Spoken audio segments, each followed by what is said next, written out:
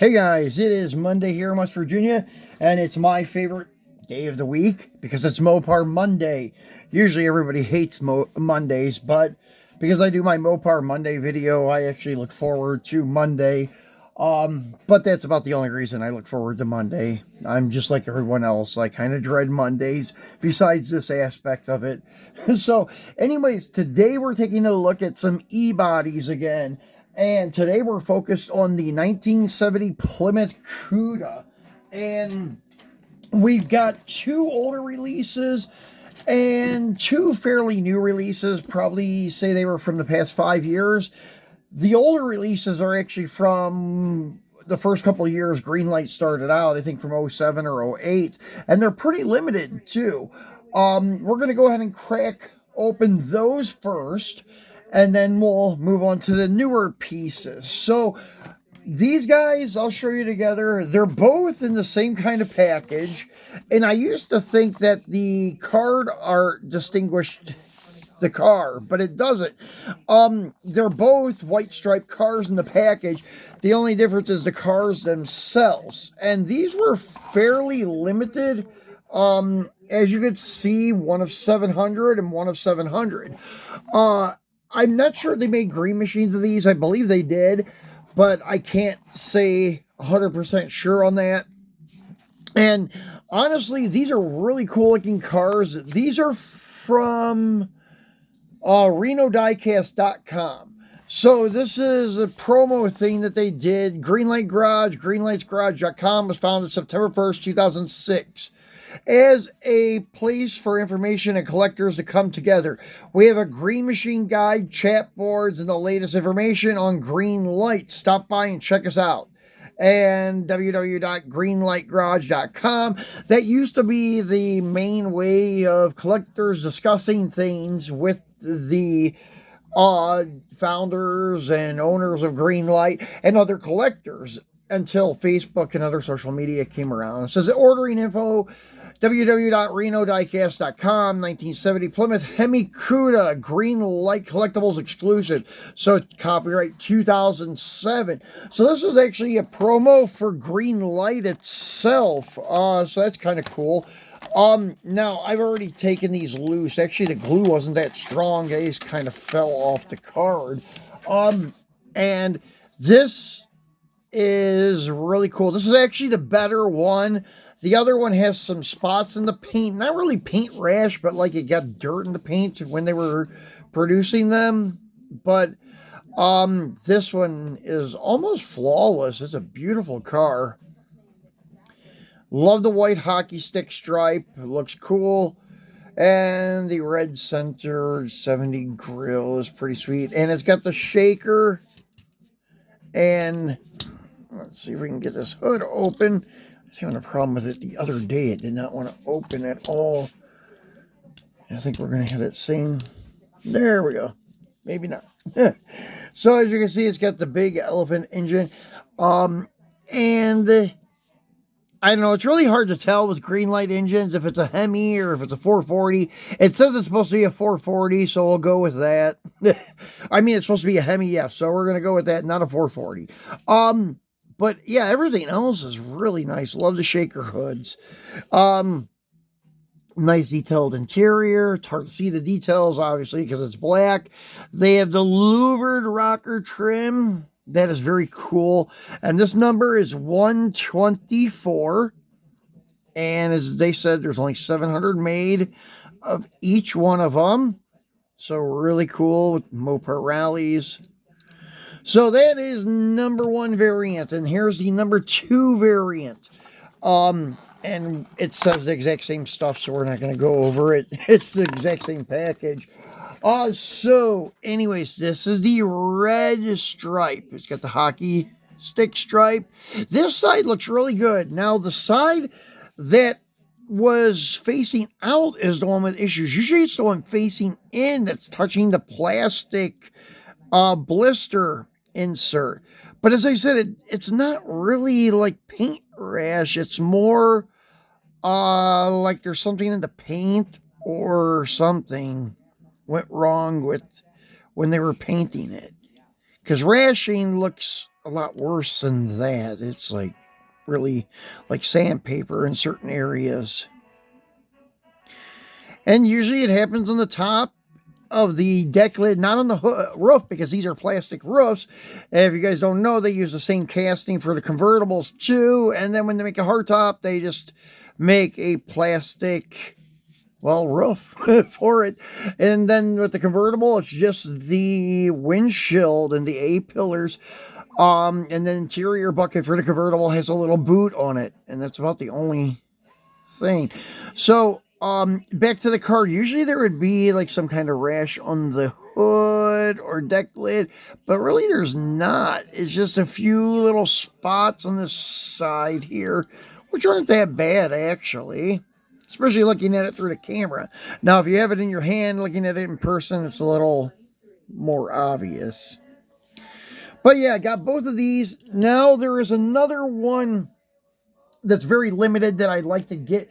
It's the pink AAR, and it's got a picture of some blonde girl on the cover or on the back of the card, and it says AAR, but it also says Hemi Cuda, which is kind of crazy. I don't know, whoever did the design, I don't know, didn't do it right, or that specific AAR clone had a Hemi in it instead of a 340. So I don't know what's going on with that one, but I'm going to open it anyways if I get one.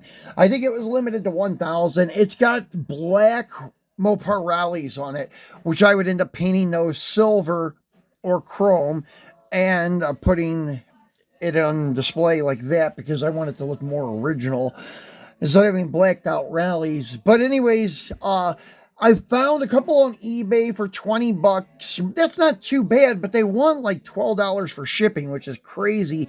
If I could get one for like 20 bucks of 6 or 7 shipping, that I would do. But yeah, because they're not really that like big money of a car. I know they're rare, just like these two. They're not really worth a huge amount of money, even though they're rare. They're rarer than an M2 Chase car, but they still only pull like between 10 and 15 a piece. Well, anyways, but they're cool. I like them. They're in my collection. So anyways, here is the newer release of a Hemi Cuda. This is the B.F. Goodrich Billboard car from the late 90s. I remember this Billboard being near the Ford plant in Cleveland, Ohio. The Chevy plants where my dad worked, that was in Parma, Ohio, which was really nearby too. The Ford plant was kind of, I would say, Brook Park area. But anyways, there was a Speedway gas station on Brook Park Road, right near Ingle Road, where the Ford plant was, and this billboard was there. I remember that. And I remember seeing this ad in a lot of hot rod magazines and such, which was really cool. And they made the diecast to kind of look like it.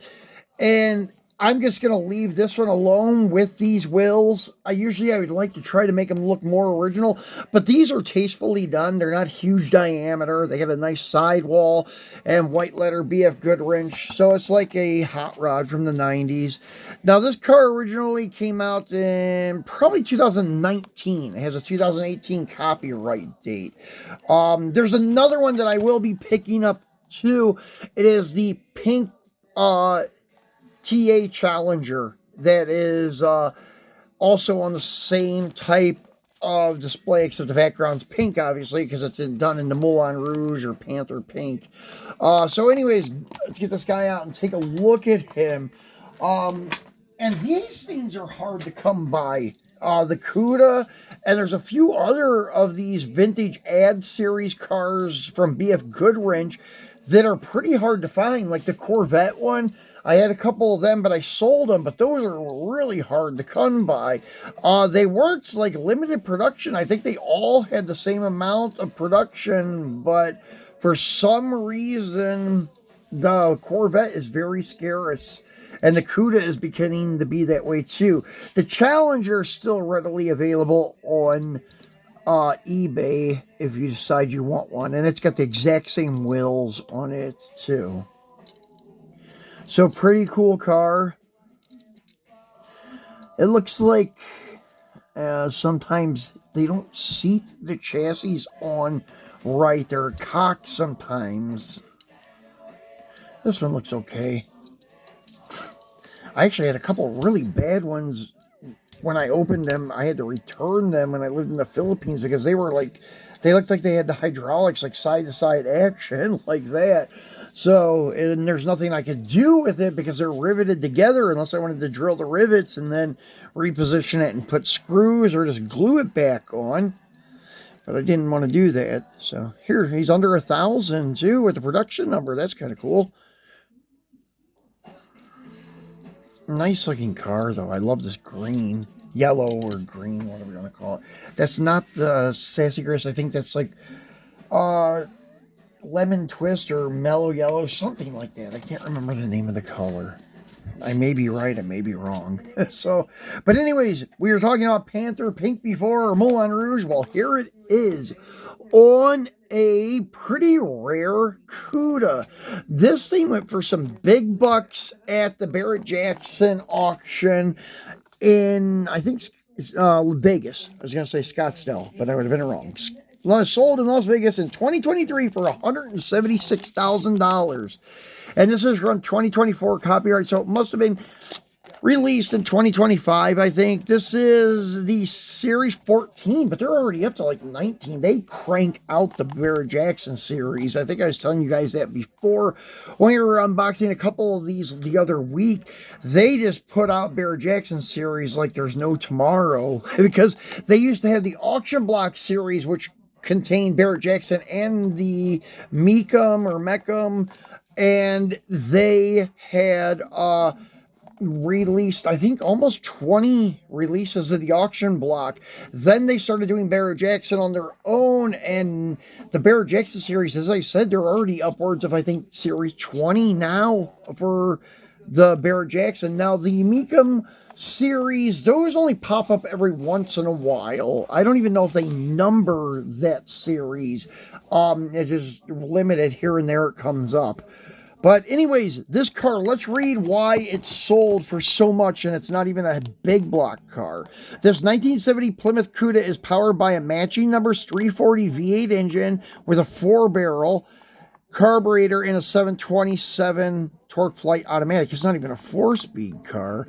With console slapstick shifter. It is finished in its original factory combination of Moulin Rouge exterior color over a black interior.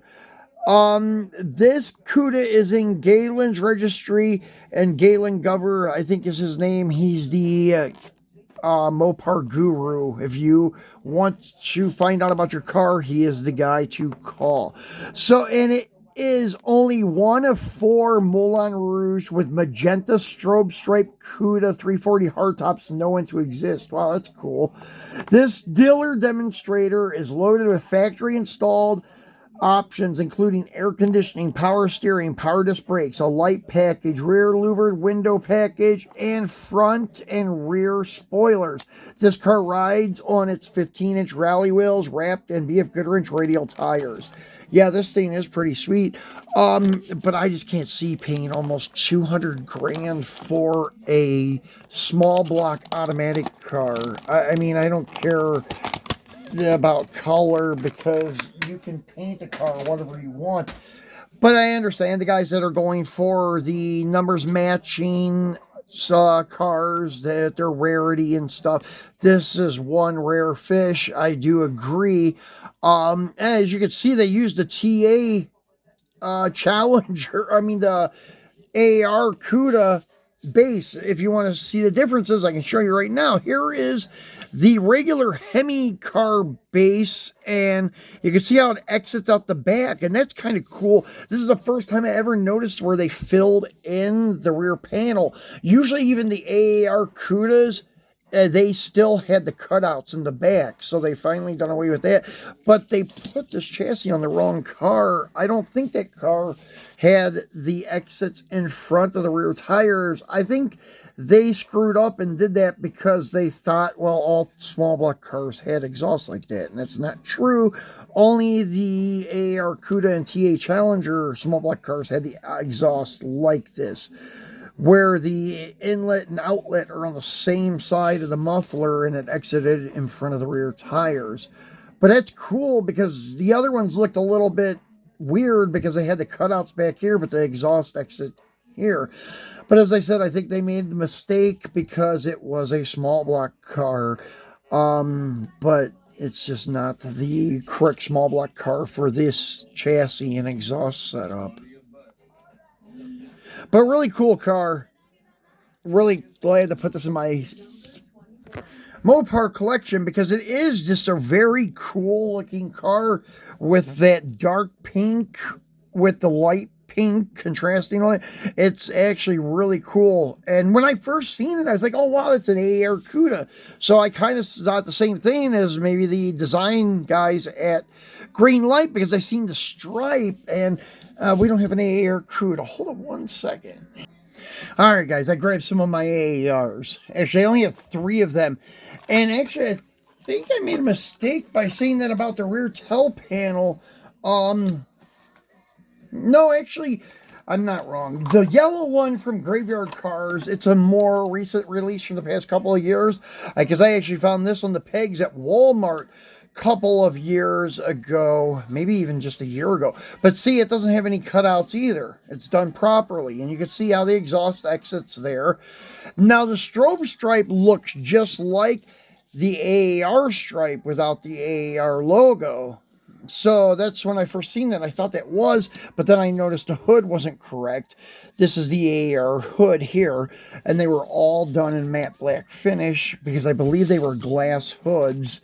Now here is the white AAR from Greenlight, but see what I meant by the cutouts are still there, but they paint over them and they don't detail them like they would on the Hemi car. As you can see, it's detailed silver with the black centers. These are painted over to try to hide them. As you can see, the exhaust exits in front of the rear tires, which is correct. Just the rear panel is incorrect. And same thing with their black one. It's incorrect. It has the tail panel cutouts and such, but it is not correct because it is a black AR, which this car's slick. I love these black on black cars. I have the 340 car from the Graveyard Cars where it is black billboards, black paint, black vinyl top, black interior. So it's like a quad black. This is what they would call, I guess, just double black because it doesn't have the black top. Triple black is usually a black vinyl top, black interior, and black paint. So anyways, that's what I just wanted to show you guys, how they use the incorrect body or tail panel, rear roll pan, I should say, on a lot of cars, but they didn't do it on this one, but it should have had the rear exit exhaust, I believe. I think this exhaust was only an option on the AR and TAs. But anyways, that's what it is. So I hope you enjoyed our e-body video today and hope you guys learned a little bit about the exhaust cutouts and the mistakes that Greenlight makes sometimes, but they're still really cool diecast. We can't argue much because they're the only ones that make a correct, like 70 Cuda, correct scaling, I would say. But anyways, guys, we'll be back again on Friday for our Free Friday. We have some lowriders coming up on Friday. I know it's no surprise. But anyways, if something else pops up during the week, I will maybe do the lowriders a little earlier and do the others later in the week or vice versa. We'll see what happens. But turn on your notification bell so you know if any of this spontaneous stuff happens. That way you don't miss anything. I appreciate all of your support, guys, and have a great week.